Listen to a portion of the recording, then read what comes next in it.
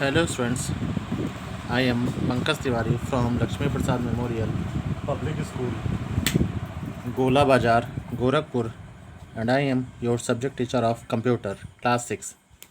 Students, in this video I am going to teach you about the topic AutoSum in computer.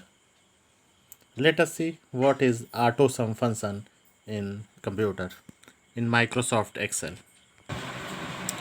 Students, AutoSum function is a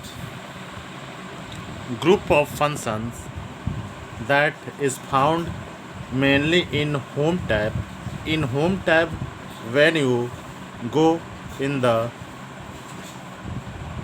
editing group, you can see it is AutoSum function. आप देख सकते हैं editing group में AutoSum function हमको मिलता है और AutoSum function पे जब आप यहाँ पे ड्रॉप डाउन एरो में क्लिक करते हैं तो आपको कई सारे फंक्शन खुल के आ जाते हैं, जिसमें सम होता है, एवरेज होता है, काउंट नंबर होता है, मैक्स होता है, मिन होता है और मोर फंक्शंस होते हैं। तो AutoSum फंक्शन जो होता है वो it is a group of functions. Suppose that a data is given in which Mohan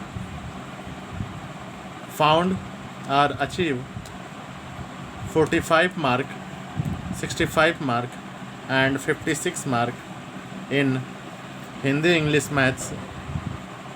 Similarly, Rohan get 65 in Hindi, 67 in English and 76 in Maths. Abhishek gets 58 in Hindi, 65 in English and 41 in Maths. So if you want to find the total without giving formula, you can use AutoSum function, जिसमें आपको formula use नहीं करना पड़ता है। केवल AutoSum में जाएंगे और फिर ड्रॉप डाउन एरो में क्लिक करेंगे तो सम फंक्शन आपको दिखेगा। इस पर क्लिक करेंगे तो देख सकते हैं आप यहाँ पे 166 हमको वैल्यू मिल गई जो रोहन का टोटल मार्क्स है।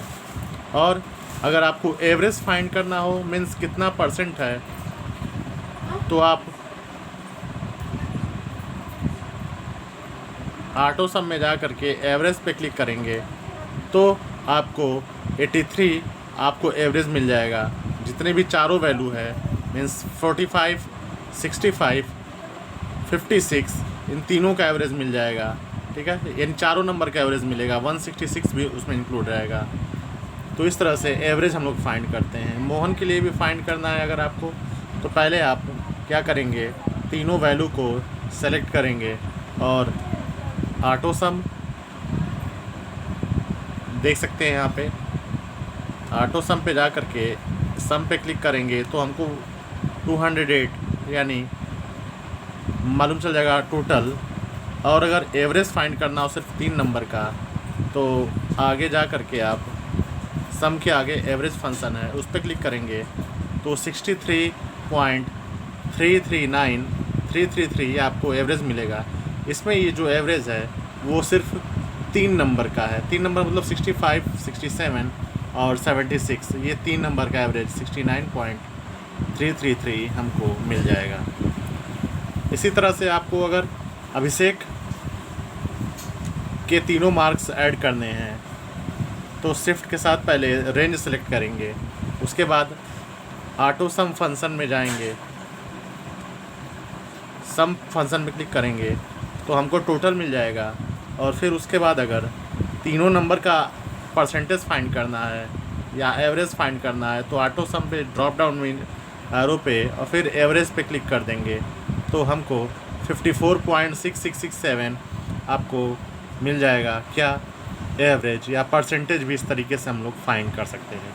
स्टूडेंट्स, AutoSum फंक्शन जो होता है वो फार्मूला टैब देख रहे हैं आप, और यहाँ पे जब आप जाएंगे फंक्शन लाइब्रेरी में तो वहाँ पे भी आपको AutoSum फंक्शन दिखाई देगा। ठीक है, ये फंक्शन लाइब्रेरी जो होती है ये ग्रुप ऑफ फंक्शंस होते हैं जिसमें कई सारे फंक्शन जो होते हैं यहाँ पे व्यवस्थित रहते हैं फंक्शन लाइब्रेरी में।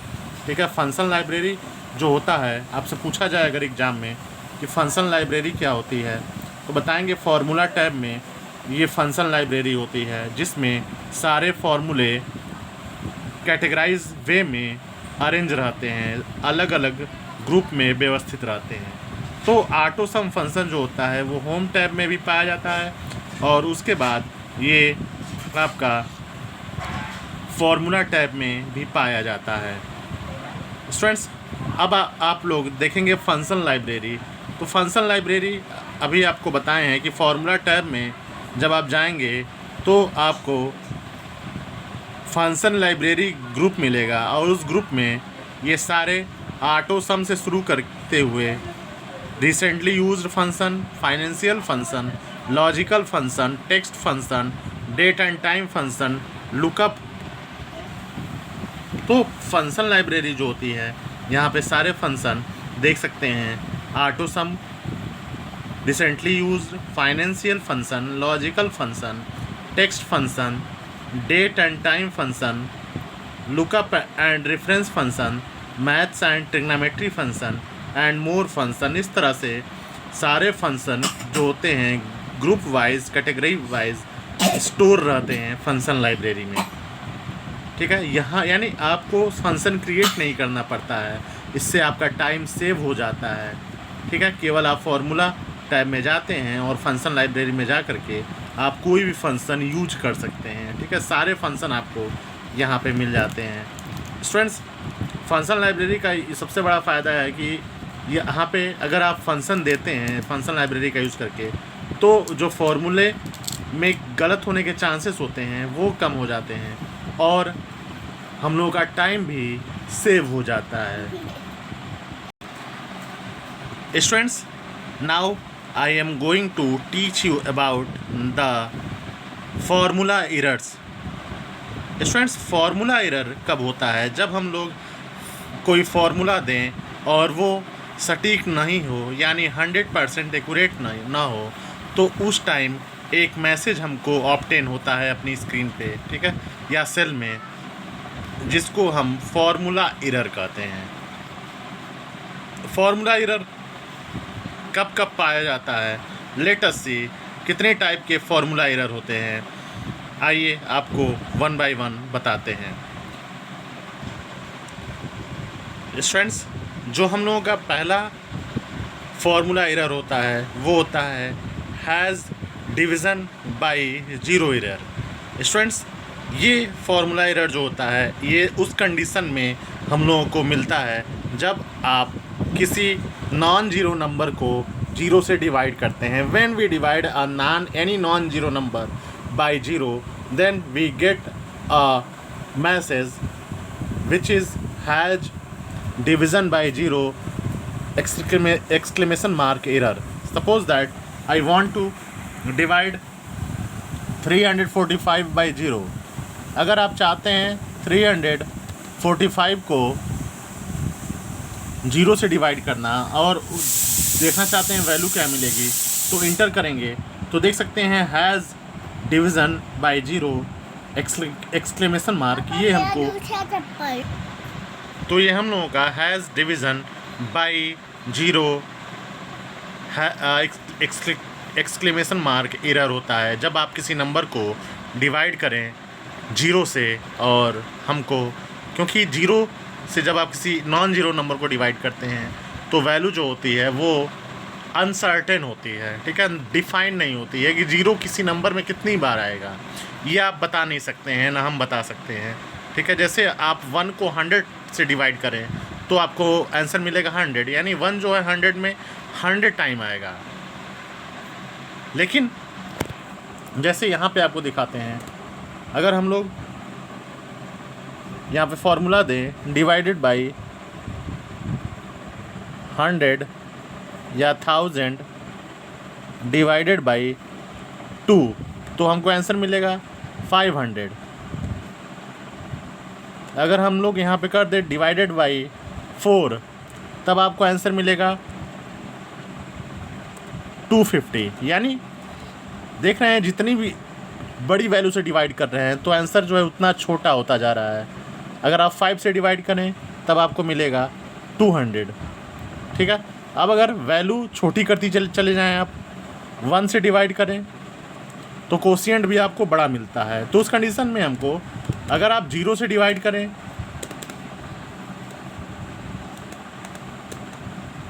अगर 1 से डिवाइड करने पे आपको 1000 मिल रहा है, तो 0 से डिवाइड करने पे सीधी सी बात वैल्यू हमको 1000 से ज़्यादा मिलनी चाहिए। लेकिन 0 की वैल्यू आप जानते हैं नथिंग, यानी कुछ नहीं होती है। तो वहाँ पे आपको आंसर भी इस तरह से एरर के फॉर्म में मिलता है, hash division by 0 exclamation mark. Students, our next formula error is hash name error. Students, एक नेक्स्ट एरर होता है हम लोगों का हैज़ नेम एरर, और ये एरर उस कंडीशन में हमको डिस्प्ले होता है सेल में जब आप फॉर्मूले में या फंक्शन में जब आप सेल रेफरेंस जो है वो रॉन्ग दे देते हैं, गलत तरीके से देते हैं। जैसे आप देख सकते हैं यहाँ पे हमको मोहन के मार्क्स का टोटल करना है, तो हमने फॉर्मूला दिया है B1 to D1। Suppose that हम यहाँ पे B2 कर दें और यहाँ पे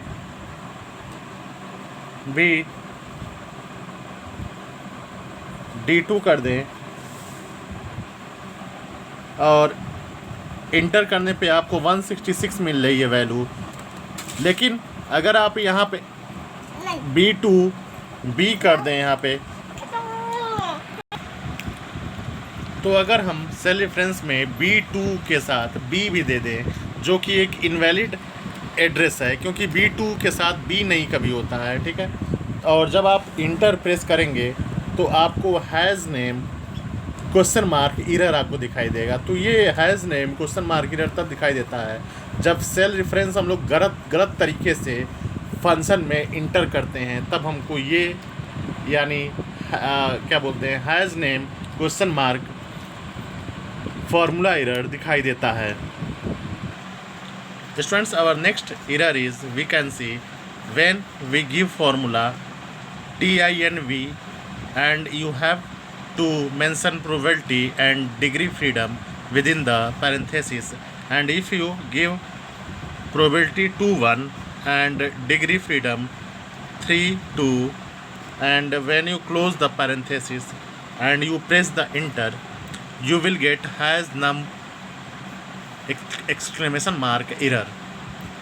ये एरर उस कंडीशन में मिलता है जब प्रोबेबिलिटी यानी जो टेक्स्ट आपको देना चाहिए था, लेकिन आपने वहाँ पे नंबर इनपुट कर दिया, और डिग्री जो नंबर में होना चाहिए था वो आपने डिग्री के साथ नहीं लगाया, तो उस टाइम हमको हैज़ नंबर